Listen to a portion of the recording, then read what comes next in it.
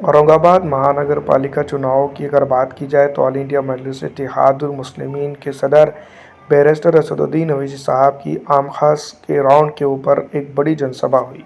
इस दौरान काफ़ी बड़ी तादाद में जनता मौजूद रही और ऑल इंडिया मजलिस इत्तेहादुल मुस्लिमीन के सदर बैरिस्टर असदुद्दीन ओवैसी साहब को सुनते हुए दिखाई दी।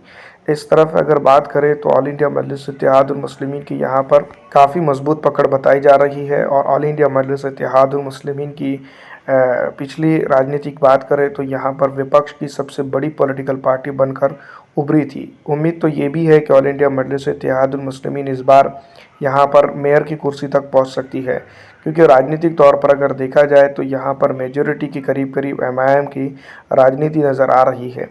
और इसी दौरान जो तो असदुद्दीन ओवैसी साहब की जिस तरह से जो जनसभा हुई उसके अंदर बड़ी बड़ी लंबी चौड़ी तादाद में जो तो जनता मौजूद रही और असदुद्दीन ओवैसी साहब को बड़ी ठंड के दौरान भी सुनने पर मजबूर रही। औरंगाबाद म्यूनसिपल कॉरपोरेशन के इलेक्शन की अगर बात की जाए तो ऑल इंडिया मजलिस इत्तेहादुल मुस्लिमीन के जयालों ने पिछली दफ़ा चाहने वाले जयालों ने पिछली दफ़ा एमआईएम को 25 सीटों से नवाजा था।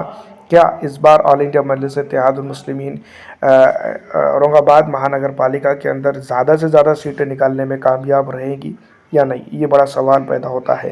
क्या इसके सपोर्ट में कई अन्य नेता आएंगे जब एमआईएम को ज़रूरत पड़ जाएगी कि इस इलाके के अंदर वो मेयर बनाए, या फिर विपक्ष की राजनीति की एक बड़ी जो है तो पॉलिटिकल पार्टी ही बनकर ऑल इंडिया मजलिस इत्तेहादुल मुस्लिमीन औरंगाबाद के अंदर रहेंगी, ये देखना आने वाले दिनों के अंदर रहेगा। लेकिन असदुद्दीन ओवैसी साहब को सुनने के लिए, उनको समझने के लिए और राजनीतिक जो तो उठापटक के अंदर जो है तो काफ़ी बड़ी तादाद में जनता यहाँ पर मौजूद रही। और ये अपनी बहुत बड़ी बात है कि एमआईएम के जो सदर बैरिस्टर असदुद्दीन ओवैसी साहब है उनको सुनने के लिए ठंड के अंदर ठिठुरते हुए लोगों ने अपनी जो है तो नेताओं को सुना। और इस दौरान एक अनोखा भी जो तो चीज़ देखने को मिली, जिसको हम कह सकते हैं कि अवामी इत्तेहाद, जिसको बार बार औरंगाबाद की मिसाल दी जाती है।